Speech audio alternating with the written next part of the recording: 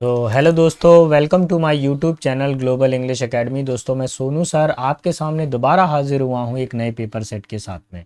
तो दोस्तों, जैसा कि मैंने आपसे प्रॉमिस किया हुआ है कि मैं पर डे आपके लिए एसएससी स्टेनो ग्रेड 2024 एग्ज़ाम के लिए मैं पर डे आपके लिए एक पेपर सेट नया लेकर आता रहूँगा। और इसी प्रॉमिस को पूरा करने के लिए मैं आपके लिए लेकर आया हूँ टारगेट बैच। इस टारगेट बैच में डेली आपको एक रिवीजन मिलेगा प्रीवियस ईयर पेपर सेट का। ध्यान रखें, मेरी जो स्पीड है, मैं 50 मिनट के अंदर आपको 50 क्वेश्चंस को टारगेट कराऊंगा। ठीक है। रोजाना रात 9 बजे मेरा क्लास रहता है एसएससी स्टेनो के लिए। पर डे एक वीडियो आपको मिल रहा है। ज़रूरी चीज़, मैं अपने वीडियोस के अंदर इधर उधर की फालतू बातें नहीं करता हूँ भैया। मैं सीधा अप टू द मार्क बात करता हूँ, जहाँ पर एग्ज़ाम पॉइंटेड ही बात करता हूँ, एग्ज़ाम ओरिएंटेड ही बात करता हूँ। इधर उधर की बातें करने में मैं भरोसा नहीं रखता।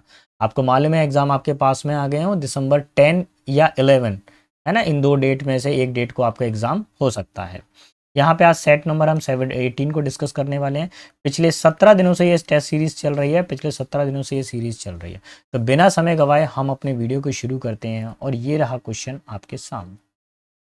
अच्छा देखिए, यहाँ क्वेश्चन नंबर 1 से तो मैं ये प्रीवियस स्लाइड में करा चुका हूँ। मैं 50 तक करा चुका हूँ। मैं कहाँ तक करा चुका हूँ? क्वेश्चन नंबर यहाँ 50 तक मेरा लास्ट मैंने सॉल्व करवाया था।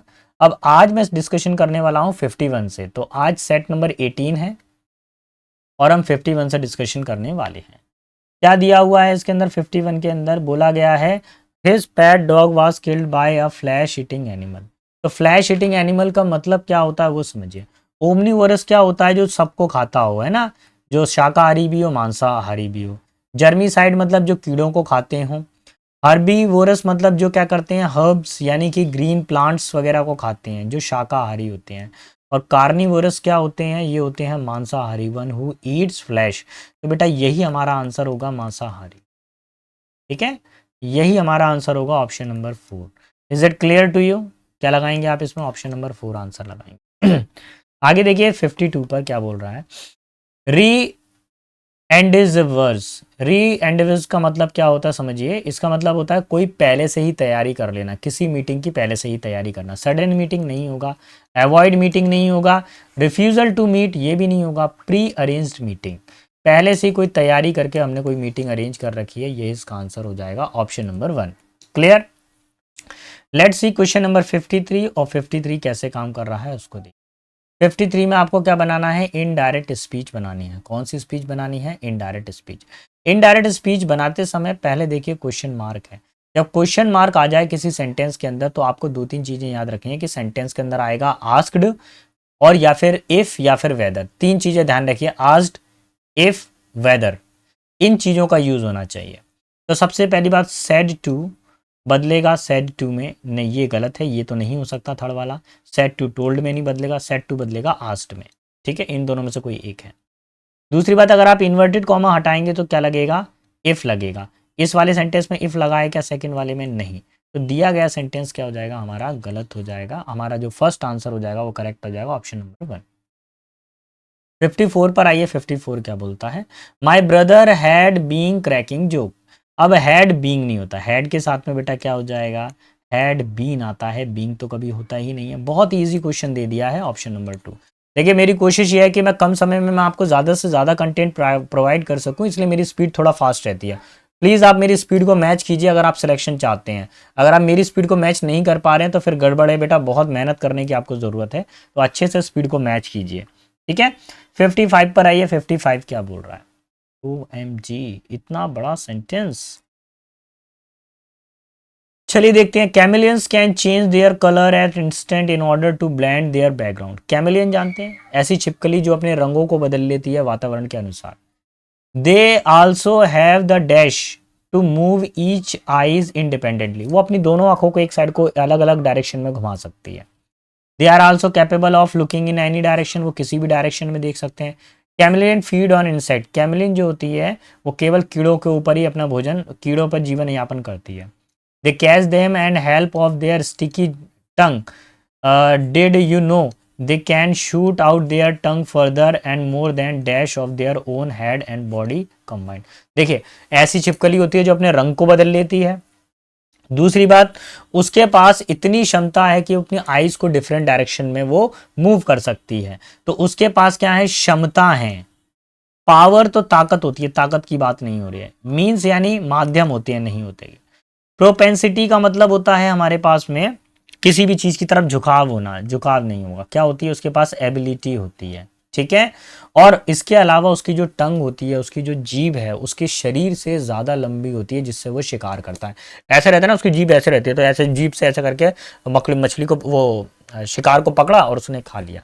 तो that is called length.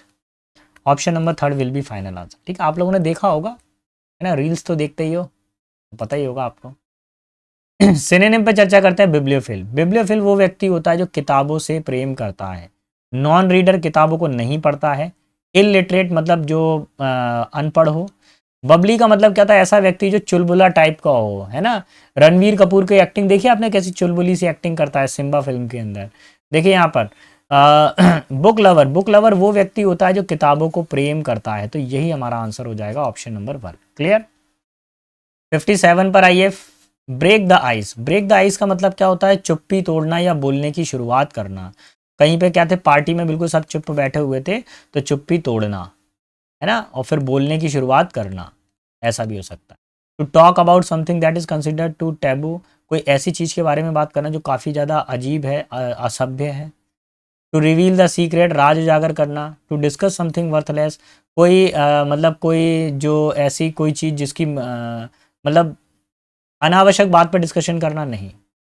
To begin a conversation, बोलने की शुरुआत करना। And relieve the tension in uncomfortable situation. तो option number 2 will be final answer. Clear. 58 देखिए, 58 क्या बोल रहा है। He did not went yesterday, it rain yesterday. देखिए भैया, डिड नॉट के साथ में कौन सी फॉर्म आती है, वर्ब की फर्स्ट फॉर्म आती है, तो वेंट नहीं आएगा, क्या आएगा, गो आएगा। ठीक है, क्लियर। हमारा आंसर क्या हो जाएगा, ऑप्शन नंबर 4। क्लियर। आगे बढ़ते हैं, question number 59। Anurima Sinha is first amputee to scale the Mount Everest. देखिए, फर्स्ट कौन सी डिग्री है बेटा, सुपरलेटिव डिग्री है। और सुपरलेटिव डिग्री से पहले हमेशा क्या आता है, द आता है। तो आपको इसमें जोड़ना पड़ेगा, द फर्स्ट करना पड़ेगा। So my final answer is option number 2। क्या हो जाएगा, ऑप्शन नंबर 2 मेरा फाइनल आंसर हो जाएगा। क्वेश्चन 60 की तरफ आता हूं। 60 में आपको एंटीनिम बताना है बेटा। ही greeted Charles with a language wave of his टंग। अब समझ लीजिए, पहले जो वर्ड आया हमारे पास में लैंग्वेज, इसका मीनिंग समझेंगे ये किस तरीके का होता है। लैंग्वेज का मतलब होता है जो काफी ज्यादा स्लो मोशन में चलता हो। कैसा चलता हो, काफी ज्यादा स्लो हो, लेजी टाइप। लैंग्वेज मतलब लेजी। उसने उसने अपने हाथ को कैसा मूव किया, ऐसा हल्का सा ऐसे करके ना, एनर्जेटिक हैंड नहीं हो, लेजी हैंड। तो पहला वर्ड है हमारे पास में सुपाइन। सुपाइन का मतलब क्या होता है, शवासन, है ना। आसन लगाते हैं तो इसमें सब जैसा आसन बनाना, तो शवासन हो जाएगा। ठीक है। दूसरा, स्लगिश का मतलब होता है सुस्त। एनर्जेटिक का मतलब क्या होता है, ऐसा व्यक्ति जो काफी ज्यादा चुस्त दुरुस्त हो, फुर्तीला हो, है ना। और फुर्तीला, आप इसको आप ऐसे ही बोल सकते हैं, एक्टिव बोल सकते हैं, एक्टिव, है ना। फ्रिकल। लेकडेसिकल का मतलब क्या होता है, ऐसा व्यक्ति जो मतलब काफी उदासीन हो, सैड हो, होपलेस हो। अभी आपको क्या करना है, व्यक्ति क्या है, लेजी है। लेजी का उल्टा क्या हो जाएगा, बंदा एनर्जेटिक हो जाएगा। Option number 3 will be my final answer. Clear. 61 पर आइए। 61 क्या बोलता है, to keep a good table. इसका मतलब होता है किसी को अच्छा भोजन प्रदान करना। किसी को क्या देना, अच्छा भोजन देना, अच्छा भोजन प्रदान करना। देखिए, हमारे भारत के अंदर कुछ ऐसे लोग हैं जो गरीबों को एक रोटी देने को तैयार नहीं होते, एक बाइट देने को तैयार नहीं होते, और बड़ी बड़ी होटलों में बैठ के खाना खा रहे होते हैं। एक 10 रुपए, 10 रुपए छोड़िए, 5 भी नहीं निकलते हैं। और भारत में ही कोई ऐसे लोग हैं कि जो फ्री ऑफ कॉस्ट लोगों को खाना खिला रहे होते हैं। देखिए, भंडारे होते हैं हमारे यहाँ पे, खाइए, पेट भर के खाइए, नो टेंशन, है ना। ऐसे भी लोग हैं। तो जब इस तरह की स्थिति होती है तो उसको क्या बोलते हैं, अ गुड टेबल बोलते हैं। To offer something food to a guest. एक मेहमान आया हो, उसको अच्छा भरपेट भोजन प्रोवाइड करना। Option number 1 will be final answer. 62 पर आइए। 62 क्या बोल रहा है। 62 में बोला है, Sid is bring the cake for Riyaz birthday. Sid ने क्या किया, रिया के जन्मदिन के लिए क्या किया, केक ला रहा है। केक रिया के जन्म सिद्ध रिया के जन्मदिन के लिए केक ला रहा है। अरे भैया ब्रिंग नहीं भैया, इज एम आर के साथ में क्या लगता है बेटा, आईएनजी लगता है ना इज एम आर के साथ में, तो क्या हो जाएगा, ब्रिंगिंग हो जाएगा। Option number 1 will be my final. Clear. 63 पर आइए, 63 क्या बोल रहा है, Sherin is waiting for her friend. आपको क्या बताना है बेटा, पैसिव वॉइस बताना है। एक फॉर्मूला मैं आपके सामने बनाऊंगा, is am are fourth. Passive voice जब बनाऊंगा तो क्या आएगा, is am are plus being plus verb की थर्ड फॉर्म, ये आ जाएगा। कैसे बनाएंगे, Sherin is watching for her friend. अब शेरिन क्या अपने मित्र को देख रहे हैं, तो अब यहाँ पे ध्यान रखना है, इज के साथ में क्या आ रही है, वर्ब की फोर्थ फॉर्म आ रही है, तो आपको क्या चाहिए, इज बीइंग, बीइंग ढूंढना चालू करिए। बीइंग आ रहा है इसमें, नहीं आ रहा। बीइंग इसमें आ रहा है, नहीं आ रहा है। इसमें क्या आ रहा है, बीन, ये गलत है। इसमें क्या आ रहा है, बीइंग, ये आपका सही है। Option number 4 will be final answer. 64 पर आइए, the staff member could not show off that day to the office as his ward was ill. अच्छा, staff member show the office को नहीं जा पाया क्योंकि उसका ऑफिस, देखिए यहाँ पर होना चाहिए, इस वाले सेंटेंस के अंदर होना चाहिए शो ऑफ नहीं होगा, शो अप होगा, दिखाना। ठीक है, ये हमारा आंसर हो सकता है। ठीक है, option number 2 will be my final answer. 64 के लिए क्या लगाएंगे, ऑप्शन नंबर 2। 65 पर आइए, 65 क्या बोला, arson is a flagitious act because he endangers life and destroy the home. अब यहाँ पे ये जो वर्ड आया हमारे पास में फ्लैटिजियस का, इसका मतलब क्या होता है, अपराधी तत्व। कैसा हो, उसका आचरण कैसा है, अपराधी, अपराधियों जैसा उसका आचरण है, इसलिए वो अपने जीवन को खतरे में डालता है। ठीक है, अपने परिवार को खतरे में डालता है। तो हमको बताना है सिनोनिम। अपराधी का मतलब क्या होता है, क्रिमिनल, पहला वाला ही इसका आंसर है, ऑप्शन नंबर 1। बाकी आंसर नहीं आएगा। रेयर का मतलब क्या होता है, जो बहुत कम मात्रा में हो। पॉपुलर, जो प्रख्यात हो। होपलेस मतलब जिसमें कोई आशा नहीं हो, ये नहीं होगा। Option number 1 will be my final answer. देखिए, अगर मेरा पढ़ाना पसंद आ रहा है, आपको लग रहा है कि सर हमारे लिए मेहनत कर रहे हैं, आपको लग रहा है कि सर वो पढ़ा रहे हैं जो हमारे पेपर में आता है, तो प्लीज़ भाई मेरे चैनल पर आप एक लाइक कीजिए, एक कमेंट कीजिए और दोस्तों को भी चैनल को शेयर कीजिए। कमेंट बॉक्स के अंदर जब भी करें तो आप अपने डाउट्स के बारे में ही चर्चा करें, या आप किस तरह का वीडियो चाहते हैं, आप किस पेपर को पढ़ना चाहते हैं, वो मुझे लिख के दीजिए। जैसे ये सीरीज़ खत्म होगी एसएससी स्टेनो की, तो अगली सीरीज़ की सुनवाई आपकी ही होगी। पहले बेटा मेरी प्रेफरेंस क्या, अभी एसएससी स्टेनो वाले बच्चे हैं, तो अभी उनका पेपर है, जब उनका पेपर कंप्लीट हो जाएगा तब हम आपके लिए आगे की सीरीज़ लेकर आएंगे। वर्ड दिया हुआ आपके पास में एंटोनिम, एंटोनिम बताना है। वर्ड है हमारे पास में एमिग्रेशन। एमिग्रेशन का मतलब क्या होता है, एक जगह से दूसरी जगह पे जाना, प्रवास करना। असाइलम का मतलब क्या होता है, शरण देना। ठीक है, इमिग्रेशन का मतलब क्या होता है, जो देखिए अभी मैं बताता हूँ, उसको बताता हूँ, पहले इनको फ्री कर दूं मैं। रिफ्यूजी का मतलब क्या होता है, शरणार्थी। क्या होता है, रिफ्यूज, अच्छा शरण होगा, शरणार्थी नहीं होगा, ये क्या होगा, शरण होगा। ठीक है, किसी की शरण में आके रहने लगना। और गेस्ट का मतलब क्या होता है, मेहमान। देखिए मैं आपको एक ट्रिक बताऊं, इसमें वर्ड आया माइग्रेट। माइग्रेट का मतलब क्या होता है, मूव करना, एक जगह से दूसरी जगह पे क्या करना, मूव करना। अब इसमें सुनिए, जब आप अंदर से किसी क्षेत्र से बाहर की तरफ जाते हैं तब आप करते हैं एमिग्रेंट, तब आप क्या करते हैं, एमिग्रेशन करते हैं। ठीक है, जो कि आपका ये वाला दिया हो, प्रवास करना, बाहर की तरफ जाना। जब आप बाहर से अंदर की तरफ आते हैं तब क्या करते हैं आप, इमी। इमी का मतलब क्या होता है, अंदर की तरफ, इन। तो अभी क्या हो जाएगा, वो प्रवासी था, ये ऑप्शन नंबर 2 इसका आंसर होगा। वो बाहर जा रहा था, ये क्या आ रहा है, अंदर की तरफ आ रहा है ना। ये बाहर, इसका मतलब भी प्रवास होता है, लेकिन इसका अंतर क्या है, इन दोनों में अंतर क्या है, प्रवास में, एमिग्रेशन में आप बाहर की तरफ जाते हैं और इमिग्रेशन में आप अंदर की तरफ आते हैं। यानी देश से बाहर जाएंगे तो इमिग्रेशन, और देश के अंदर आएंगे, सॉरी देश के बाहर जाएंगे तो एमिग्रेशन, देश के अंदर आएंगे तो immigration. E for exit, I for inside. Option number 2 will be my final answer.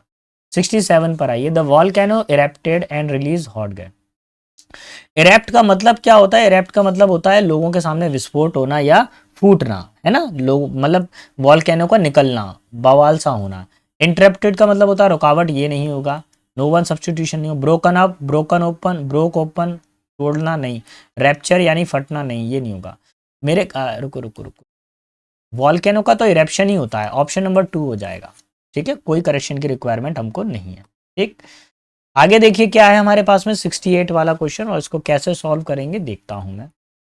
Sarika national park is wild life sanctuary which is located at a distance of around 107 kilometre from Jaipur. Jaipur से 107 kilometre दूर है Sarika national park wild life sanctuary. ठीक है, उसके बाद में क्या आ जाएगा, the park is bigger than the Ranthambore national park. जो पार्क है वो रणथंबोर नेशनल पार्क से बड़ा है। फिर आएगा C, both carnivorous and herbivorous are found in their place. फिर आएगा A, the park has a historical monument and temple. ये हो गया तीसरा सेंटेंस। फिर आएगा दीज डिपिक्ट्स, क्या बता रहा है, यानी कि ये चीजें historical monuments and temple, these depict the legacy of king Alwar. ये हो गया fourth question. And the test बोला गया ताद वृक्षक, ताड़ वृक्षक, ये मतलब palm tree is usually found in that place. तो ऑप्शन नंबर 1 हमारा प्रॉपर आंसर हो जाए। ठीक है, सारी चीजों को अगर आप अरेंज करेंगे तो ये आंसर हो जाएगा। ये थर्ड लिखा हुआ है बेटा, क्या लिखा है 3। आगे बढ़ता हूँ क्वेश्चन नंबर 69 पर। 69 क्या बोल रहा है, 69 में बोला है none but cowards is second. Cowards क्या है बेटा, बहुत सारे लोग हैं, तो इज नहीं आएगा, क्या आएगा यहाँ पे आर आएगा। Option number 3 will be my final answer. Clear. आगे बढ़ता हूँ क्वेश्चन नंबर 70 पर आ जाते हैं। 70 क्या बोल रहा है, George's experiment at the May science fair turned out to be a facile one. Facile का मतलब क्या होता है, जो एक समान हो, यानी कि जो सहज हो, जो आसान हो, या इजी भी आप बोल सकते हो। ठीक है, आपको इसका सिनोनिम बताना है। क्या बताना है, सिनोनिम बताना है, एक समान आपको बताना है। ठीक है, सिनोनिम बताना है क्या। चलो मैं देखता हूँ क्या कर सकता हूँ। अनइक्विवोकल, यानी कि जो अस्पष्ट हो, है ना, जो अस्पष्ट हो, क्लियर ना हो। कॉम्प्लिकेटेड का मतलब होता है जटिल, कोई चीज़ बहुत ज़्यादा जटिल हो। स्प्यूरियस का मतलब होता है कोई चीज़ फेक हो, ओरिजिनल ना हो। और ओवर सिंपल, देखिए इसके अंदर एक वर्ड आ रहा है सिंप्लीफाइड। सिंप्लीफाइड का मतलब क्या था, किसी चीज़ को ईजी कर देना, सरल कर देना। किसी चीज़ को क्या करना, सरल करना, पहले से बहुत ज़्यादा सरल करना। तो option number 4 will be my final. Is it clear to you. Question number 71 पर आइए। 71 क्या बोल रहा है, in the years leading up to the Russian revolution in 1970 the country has succession of war. 1917 के अंदर रशियन रेवोल्यूशन हुआ, country को क्या है, लगातार लड़ाइयों का सामना करना पड़ा। These were the Crimean war, Russo Turkish war, Russo Japanese war and the war one. इसमें क्या था, क्रीमिया की वार हुई, रशिया टर्किश वार हुआ है, रशो जापानीज वार हुआ है, और वर्ल्ड वार वन हुआ है। All these required a lot of stage including tax, dollar, man power. इनको क्या चाहिए, टैक्स, डॉलर चाहिए, इनको मैन पावर भी चाहिए। Russia suffered defeat in all. Russia क्या करते हैं कि इसने कई सभी तरीके से इन्होंने कई सारी हार का सामना किया रशिया ने। एक्सपेक्ट अगेंस्ट द टर्की, केवल टर्की के खिलाफ ये जीती है, बाकी सभी के साथ ये हारी है। The series of the war cause the great discontent among the people and cause suffering in the countries economy and government. इसकी वजह से कंपनी, जो कंट्री थी उसकी इकोनॉमी में और काफ़ी सारे उतार चढ़ाव आते रहे। अलॉन्ग विद दीज वार, इस युद्ध के साथ में, these were there were 3 major parties, 3 major party भी थी contributed to the cause of revolution. जिन 3 मेजर पार्टी भी थी जिन्होंने क्या किया था, इन इस रेवोल्यूशन में भाग लिया था। First there were the peasants, जिनमें से पहले कौन थे, किसान था। पीजेंट मतलब किसान, बंधुआ मजदूर। Who maintain the majority of the population in Russia, जो किसान थे वो सबसे ज़्यादा थे रशिया के अंदर। There were excessive poor, excessively poor and could barely escape the famine from the harvest to harvest. देखिए वो इतने गरीब थे कि वो मुश्किल से ही भूख से बच पाए, यानी अकाल से बच पाए। फैमाइन मतलब अकाल। The population boom in the Russia, Russia के अंदर पॉपुलेशन बहुत बढ़ गई। From 1867 to 96 was felt most drastically by the peasant. और ये जो जब बढ़ी पॉपुलेशन, तो ये बहुत ही ज़्यादा भयानक रूप ले लिया इस पॉपुलेशन ने। The increase of 30 million people, कितने लोगों का इंक्रीजमेंट हुआ, 30 मिलियन पीपल। लेस देन 30 है, 30 साल में 30 मिलियन से ज़्यादा लोग बढ़ गए हैं। Was too great that the land to peasants disposal did not increase sufficiently. और देखिए ये जो था 30 साल के अंदर बहुत बड़ा एरिया बढ़ गया था। अब इतनी जगह भी नहीं थी कि लोग रह सके, मतलब एरिया छोटा होता जा रहा है, जनता बढ़ती जा रही है, जैसा भारत में हो रहा है। Did not increase sufficiently, the government tried to help, सरकार ने बहुत मदद करने की कोशिश की, but the war took precedence, लेकिन युद्ध हर बार होते रहे। सेकंड, दूसरी चीज ये हुई इनके अंदर, देखिए पहला तो किसान वर्ग था, तो किसान वर्ग के बारे में तुमने बता दिया। There was a rise in the industrial working class, फिर एक ऐसी क्लास भी राइज हुई इंडस्ट्रियल वर्किंग क्लास, यानी जो इंडस्ट्री में काम करती है। These worker were employed in the mines, factories, workshops and the major cities. इनको कहाँ कहाँ रखा गया? माइंस में, खदानों में रखा गया, फैक्ट्री में काम करवाएगा और वर्कशॉप पे काम करवाएगा। दे सफर्ड लो वेजेस, इनको कम तनख्वाह दी गई। पुअर हाउसिंग, खराब घर थे इनके पास में। मैनी एक्सीडेंट, और कई सारी आपदाओं का सामना करना पड़ा। Again the government tried to help by passing factories act to restrict the number of hours one could work. सरकार ने क्या किया? फैक्ट्री एक्ट लाया, जिसकी वजह से क्या करा, जो काम का जो बहुत सारा समय होता था, लोग 12-12 घंटे काम कर रहे हैं, उसको कम किया। ठीक है, जैसे भारत के अंदर अंबेडकर जी ने पहल की थी। पहले क्या होता था, लोग 12-12, 14-14 घंटे काम करते थे। फिर अंबेडकर जी ने देखा कि जो मानव है उसके साथ में बहुत अत्याचार हो रहे हैं, तो फिर वो क्या लेकर आए हमारे लिए? 8 घंटे वाला एक्ट, उन्हीं की पहल थी, उन्हीं की वजह से ऐसा हुआ कि आज हम 8 घंटे जॉब कर पा रहे हैं। हाउएवर, हालांकि their efforts were at too small a scale to have any real effect. As a result, there were many strikes and constant conflict between the worker and the police. देखिए उसके बाद में क्या हुआ, जैसे इंडस्ट्रियल एक्ट आया, industrial act आने के बाद में कई सारी चीज़ें कॉन्फ्लिक्ट होने लगी। अब जब क्या होता था, पुलिस और वर्कर और कंपनी मेंबर्स के साथ में झगड़े होने लगे थे, क्योंकि सैलरी कम मिलती थी, काम ज़्यादा होता था उनसे। लास्टली और अंत में था द सजार, इसमें टी को नहीं पढ़ेंगे, इसमें टी को छोड़कर क्या पढ़ेंगे, सीधा Tsar of Russian was the cause of much depressive. तो सजार ऑफ रशियन, ठीक है, रशियन के जो लोग थे वो काफ़ी ज़्यादा खुश नहीं थे उसके अंदर। तो Tsar Nicholas second was the much more interested in the his family life and then matter of the state. जो निकोलस सेकेंड थे वो क्या थे, अपने पारिवारिक जीवन में ज़्यादा व्यस्त थे, बाकी राजकीय जीवन नहीं देखते थे, वो केवल अपने परिवार पर ज़्यादा ध्यान देते। He had an obsession of with retaining all the privilege and the belief that he was chosen by the God to rule. उनका यह विश्वास था कि भगवान ने मेरे को चुना है राज करने के लिए, और वो अपनी सब सुविधाओं का लाभ उठाते थे। Also he did not understand the forces of the industrialization, वो इंडस्ट्री की फोर्स को नहीं जानते थे। नेशनलिज्म, राष्ट्रवाद की ताकत को नहीं जानते थे। Were growing through out the Russia, और रशिया में जो रशिया के अंदर जो इंडस्ट्री की ताकत बढ़ रही थी, राष्ट्रीयकरण की ताकत बढ़ रही थी, उसको नहीं जानते थे। His disregard for the struggle of the people lead them to lose the faith in him and long-standing traditional autocracy. The people were not contented and were ready to revolt. They just need a good person, a strong leader. देखिए, industry बढ़ने लगी, राष्ट्रीयकरण बढ़ने लगा, तो राजा का शासन कमजोर होने लगा, क्योंकि राजा अपने परिवार पे ध्यान देता था। निकोलस क्या करते थे, अपने परिवार पे ध्यान देते थे, अपने राज शासन पे ध्यान देते, अपनी खुशियों में खोए रहते थे, जनता से उनको कोई मतलब नहीं था, और तानाशाह बन गए थे। इसलिए जनता ने क्या किया, इंडस्ट्रियलाइजेशन को अपनाया और नेशनलिज्म को अपनाया। ठीक है, 71 पर आइए, 71 क्या कह रहा है? 71 पे वर्ड दिया हुआ है हमारे पास में, एंटोनिम आपको बताना है। वर्ड है हमारे पास में प्रेसिडेंस। प्रेसिडेंस का मतलब क्या होता है? किसी भी चीज की प्रधानता हो, जो काम पहले होता हो, प्रधानता। ऑर्डर्स का मतलब क्या होता है बेटा? आदेश होता है। सीक्वेंसेस का मतलब क्या होता है? अनुक्रम होता है। कोई भी चीज क्या हो, क्रम में चल रही हो, सीक्वेंस में चल।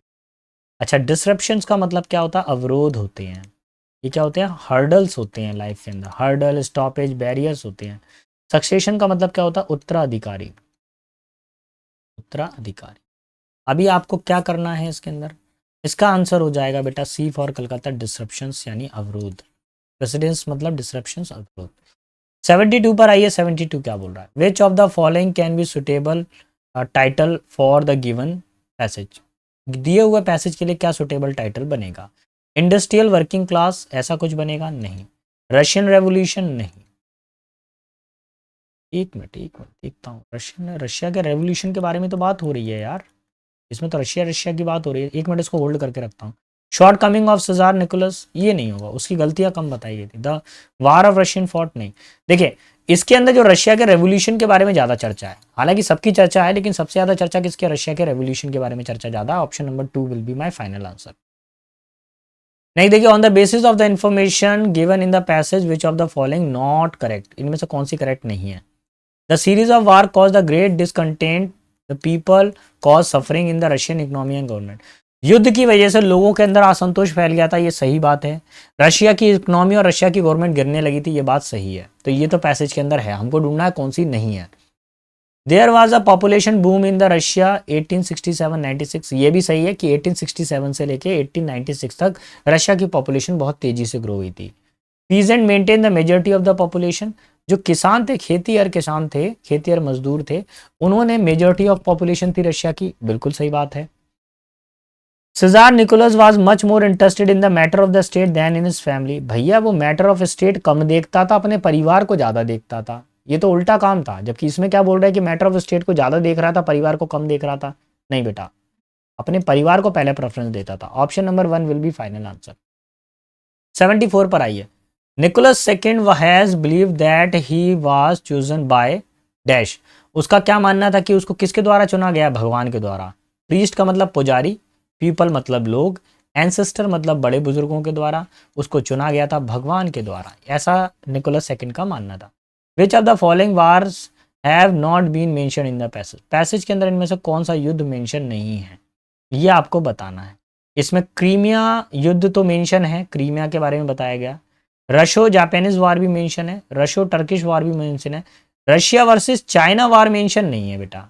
तो हमको ये बताना है कौन सा वार मेंशन नहीं है पेपर में। ऑप्शन नंबर 1 वाला मेंशन नहीं है, ये निकालना है, ठीक है। नहीं वाला ऑप्शन ढूंढना बड़ा मुश्किल हो जाता है बेटा, ये थोड़ा सा कॉम्प्लिकेटेड हो जाता है, क्योंकि ब्रेन हमेशा हमेशा हाँ का आंसर ढूंढता है, ना का नहीं ढूंढता है। की फैक्टर इन्फ्लुएंसिंग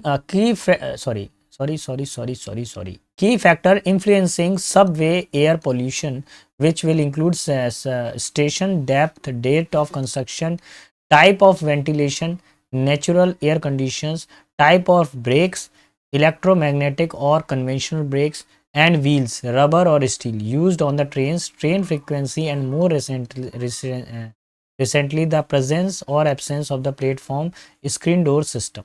देखिए भैया, आपने देखा है कि जैसे मेट्रो ट्रेन है जमीन के नीचे चलती हैं, तो वो सबवे सर्फ्स कहलाती हैं। अब उसके अंदर एयर पॉल्यूशन भी होता है, जब सुरंग के अंदर से कोई चीज़ निकल के जाएगी तो पॉल्यूशन तो फैलेगा भाई। देखिए एयर आएगी जाएगी, हो सकता है कि वहाँ ऑक्सीजन का लेवल कम हो जाए। ट्रेन जब चल रही है तो उसके उसके उसका ब्रेक कैसा है, उसकी वजह से प्रॉब्लम हो सकती है। ब्रेक रगड़ रहे हैं तो पॉल्यूशन हो सकता है। किस तरह के स्टील के ब्रेक हैं, रबर के हैं, टायर कैसे हैं, ये सब चीज़ें डिपेंड करती हैं। In particular, much subway particularly matter is sourced from moving train parts such as wheels, brake pads, as well as from the steel rails and power supply material, making the particular dominantly iron containing. To date, there is no clear epidemiological indication of the abnormal health effect on underground worker on the commuters। देखिए rail के अंदर उसके tyre होते हैं, उसके wheels होते हैं, iron के बने होते हैं, कुछ स्टील के पार्ट बने होते हैं, कुछ आयरन के बने हुए होते हैं, उनमें कुछ ऑयल्स यूज किए जाते हैं, उनके कुछ अलग अलग तरह की रेल्स होती हैं, उनके अंदर इलेक्ट्रिसिटी सप्लाई भी जा रही है, मैग्नेटिक सप्लाई भी जा रही है। अब इन सारी चीज़ों का वहाँ के वर्कर पर प्रभाव पड़ता है कि नहीं पड़ता, वो बताया गया। पैसेज के हिसाब से बताया गया कि उनकी हेल्थ के ऊपर एक एबनॉर्मल इफेक्ट, अभी ऐसा क्लियर नहीं है कि उनकी हेल्थ के ऊपर एक एबनॉर्मल इफेक्ट पड़ रहा है कि नहीं पड़ रहा है वर्कर्स की, ठीक है। New York subway worker have been exposed to such as air without significant observation impact on their health. No increased risk of the lung cancer was found among the subway trains drivers in the Stockholm subway system। देखिए भैया, जो ट्रेनें किससे चलती हैं? Electricity से चलती हैं। उन ट्रेनों के जो चालक हैं, उन ट्रेनों के जो वर्कर हैं, उस पर काम करने वाले हैं, चाहे वो लोको पायलट हो या कुछ भी हो, उनकी बॉडी पर कोई ऐसा इफेक्ट देखने को नहीं मिला है। But a note of cautions is struck by the observation of the scholar who found the employees working on the platform of the Stockholm's underground, where the PM contractions were greatest and tended to have higher level of risk marker and cardiovascular disease than the ticket seller than the train driver। देखिए भैया, ऐसा माना गया है कि कुछ लोगों ने उस पर सर्च किया है कि इसके अंदर हृदय से रोग से संबंधित कुछ हाई लेवल के रिस्क मिलते हैं जो प्लेटफॉर्म पे वर्क कर रहे होते हैं। और ऐसे कौन से वर्कर जो ट्रेन के अंदर काम कर रहे थे उनको ज़्यादा देखने को नहीं मिलता है, लेकिन जो लोग ट्रेन के बाहर काम कर रहे थे उनको कुछ डिजीज देखने को मिलते हैं। The dominately ferrous particle, iron ferrous होता है, फेरस पार्टिकल देखने को मिलते हैं, mixed up with the particle of the arrange other sources including the rock ballast and the track biological aerosols such as the bacteria, virus, air from the outdoors driven through the tunnels system on the turbulence air current generated by the train themselves and ventilation system. देखिए क्या होता है कि कुछ जगह पे प्रभाव पड़ रहा है, कुछ जगह पे प्रभाव नहीं पड़ रहा। जब ट्रेन चल रही है तो उसके संग में कुछ धूल मिट्टी उड़ रही है। ट्रेन का जब टायर जब रेल के ऊपर चल रहा है, पटरी के ऊपर चल रहा है, तो लोहा जब लोहे से रगड़ता है तो उसके अंदर फेरस पार्टिकल्स निकलते हैं, ठीक है। वो हवा के अंदर घुलकर हमारी सांस के अंदर जा रहे होते हैं, तो एक ये प्रॉब्लम क्रिएट करता है, ठीक है। कई सारे बैक्टीरिया उड़ते हुए जाते हैं। ट्रेन का अगर दरवाज़ा खुला हुआ तो बैक्टीरिया उड़ते हुए आएंगे अंदर की तरफ, और अलग अलग एरिया से बैक्टीरिया आ सकता है। वेंटिलेशन सिस्टम अगर ख़राब है तो अगर किसी को मान लीजिए एक को खांसी हो रही है, जुकाम हो रही है, तो वो पूरा वेंटिलेशन चारों तरफ फैल जाएगा।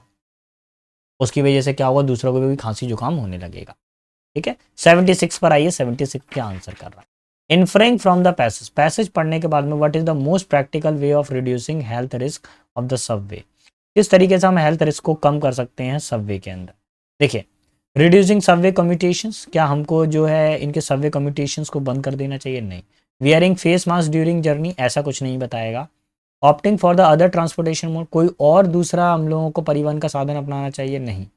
जनरेटिंग वेंटिलेशन सिस्टम, हमको प्रॉपर वेंटिलेशन सिस्टम को बनाना चाहिए जिससे जो कीटाणु है, जो डिजीज है, वो बाहर रहें, प्योर एयर अंदर आए। 77 पर आ जाइए। What is the passage about, passage किसके बारे में बताया गया है, ठीक है। देखिए, मेट्रो लाइफ, मेट्रो की तो कोई चर्चा ही नहीं हुई है। Benefit of subway life, subway life के फायदे ये नहीं बताया गया। Pollution created by rail road, rail road नहीं। The risk life in the subway, subway के अंदर किस तरह का जीवन होता है हमारा, वो बताया गया है, ठीक है, कितना रिस्क होता है। 78 पर आइए। विच of the following disease found in commonly among the worker in underground Subway, underground Subway के अंदर किस तरह का डिजीज मिलता है, ध्यान से देखिए। एब्डोमिनल, एब्डोमिनल पेट से संबंधित नहीं। रेनल यानी कि गुर्दे से संबंधित, पथरी से संबंधित नहीं। पल्मिनरी यानी कि इसके अंदर फेफड़ों से संबंधित नहीं। हमको मिलता है कार्डियोवास्कुलर यानी कि हृदय से संबंधित, ठीक है। कार्डियोवास्कुलर यानी सांस, हृदय से संबंधित रोग देखने को। Select the most suitable word from the passage which means not covered और हिडन, जो कवर्ड नहीं हो, जो हिडन नहीं हो, यानी खुला हुआ हो, ऐसी चीज जो ढकी ना हो, लोगों के सामने खुली हुई हो। पहला वर्ड है टर्बुलेंट। टर्बुलेंट का मतलब होता है अशांत, मतलब तूफान जैसा। टोस्ट का मतलब क्या होता है हमारे पास में, कोई हमारे पास में सोर्स हो, स्रोत हो, नहीं। एक्सपोज्ड का मतलब क्या होता है, रिवील, उजागर, है ना, जो लोगों के सामने उजागर हो। So option number 3 will be final answer. Abnormal का मतलब होता है असाधारण, ठीक है। आगे बढ़ता हूँ क्वेश्चन नंबर 80 पर। 80 क्या बोल रहा है, what is the tone of the speaker, की किस तरह की टोन है। स्पीकर ने इसमें किस तरह की बातों को बताया। पैसिमिस्ट यानी कि काफी सैड टोन है इसके अंदर, कोई नेगेटिव बात बताई गई है, निराशाजनक।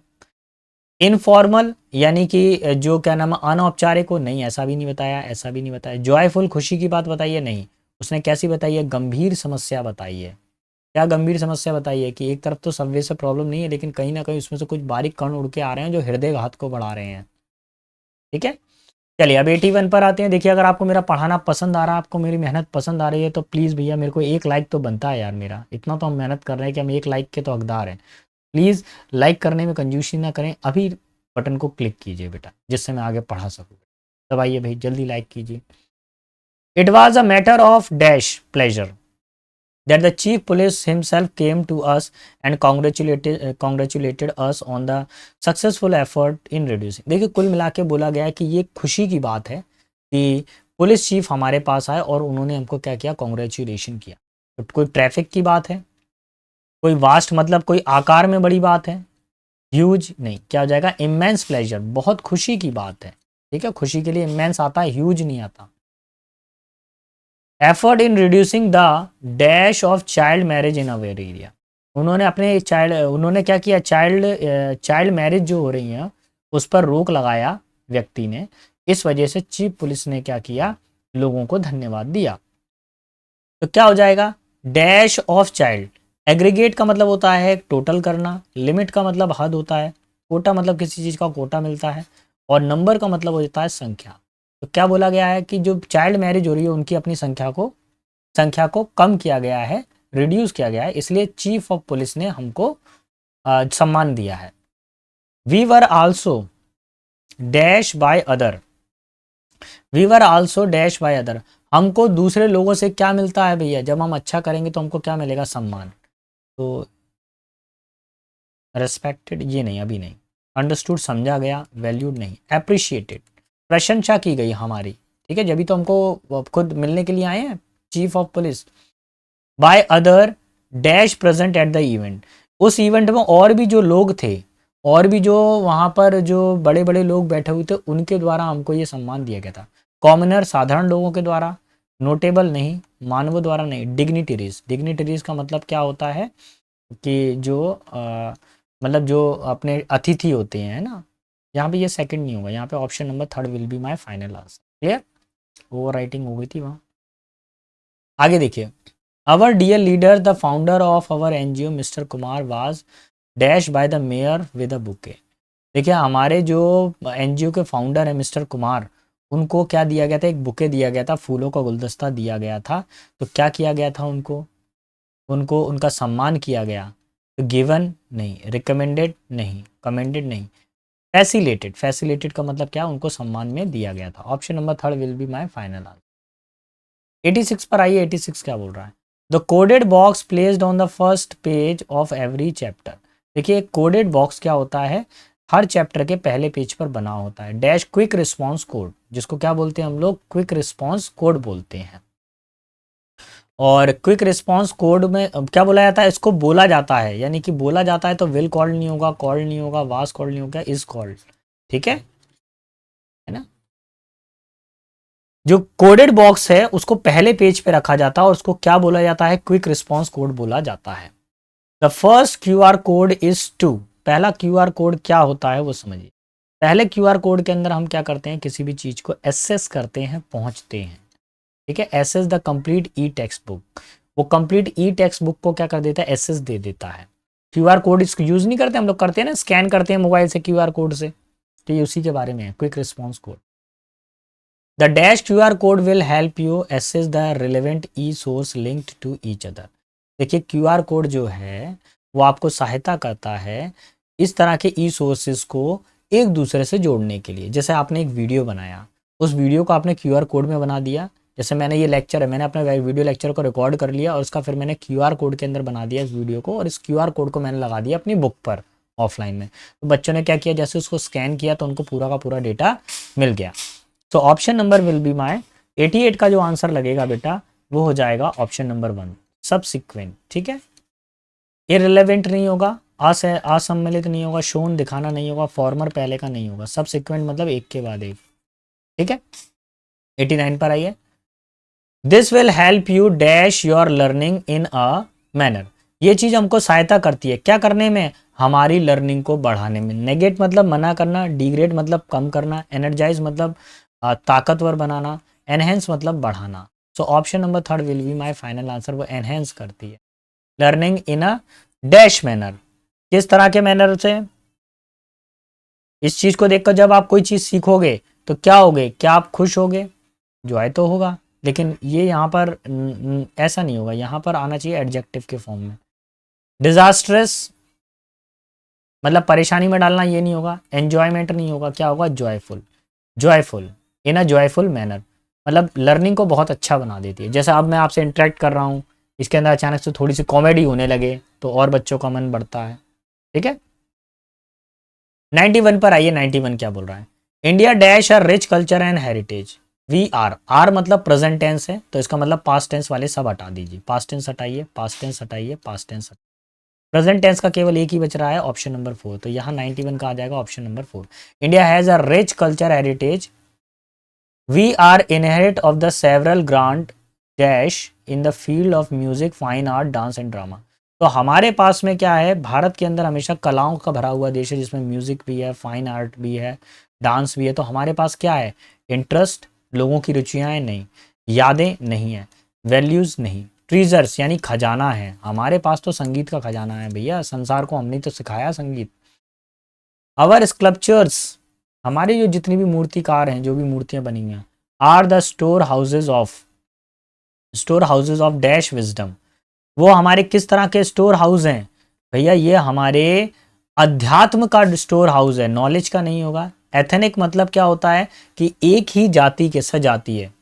प्रोफिशिएंसी स्किल्ड होता है, इसका मतलब स्पिरिचुअल, यानी हमारे अध्यात्मता के दर्शन करने हैं तो हमारे मंदिरों को जाके देखिए।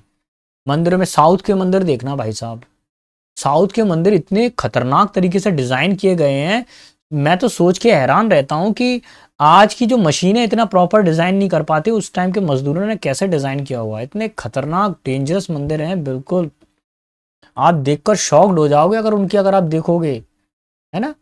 उनका जो स्क्रिप्चिंग का स्टाइल है, किस तरीके से स्टोन कटिंग कर रहे हैं, कैसे एनग्रेविंग कर रहे हैं, कैसे उस स्टोन के अंदर इमोशंस डाल रहे हैं, next level, next level, heads off. Our sense aspired to the dash of the infinity. अब देखिए यहाँ पर क्या था, हमारे जो सेंट होते हैं उन लोगों ने कई लोगों को प्रभावित किया है, कई लोगों को क्या किया है, बताया है, समझाया, उन्होंने लोगों को जागरूक किया है, समझाया, उनको समझाइश दी है। एक्टिविटी, डायमेंशंस, 3 आयाम, एंशियंट, पुराना, रियलाइजेशन यानी महसूस करना। ठीक है, यही आंसर होगा। We have dash great spiritual values contrasted with the materialistic progress of the western appear insignificant। देखिए पश्चिमी सभ्यता में क्या हुआ था, लोग भौतिकवाद में ज़्यादा फंस गए थे, ऐश और आराम में और पार्टी वार्टी में ज़्यादा फंस गए थे, लेकिन भारत के अंदर अध्यात्म पे जोर दिया था। अब उल्टा हो रहा है, अब हमारे यहाँ पे जो योग गुरु हैं वो विदेशों में जाके योग करा रहे हैं, वो लोग फिट हो रहे हैं। हमारे खुद घर में योगा टीचर हैं, उनका हम सुनते नहीं हैं, उनको तो हम उल्टा ही समझते हैं योगा टीचर्स को, है ना। तो इनहेरिटेड होगा, या हमें वंशानुगत मिली हैं ये सारी चीज़ें। So option number 2 will be my final. Cultural नहीं होगा, ट्रेडिशन नहीं होगा, न्यूमरस नहीं होगा। 76 पर आइए। अब देखिए 5 क्वेश्चन हमारे पास में रह गए हैं, तो इनको भी जल्दी जल्दी फ्री करते हैं, जल्दी सिर्फ 5 मिनट दीजिए मुझे।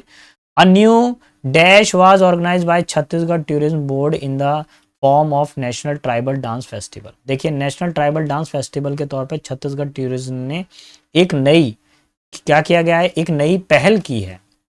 स्कीम ऑर्गेनाइज नहीं की है, एंटरप्राइज कोई बिजनेस लगाया है नहीं, कोई स्ट्रेटजी बनाई है नहीं, इनिशिएटिव यानी एक नई पहल की है, एक नया कदम उठाया।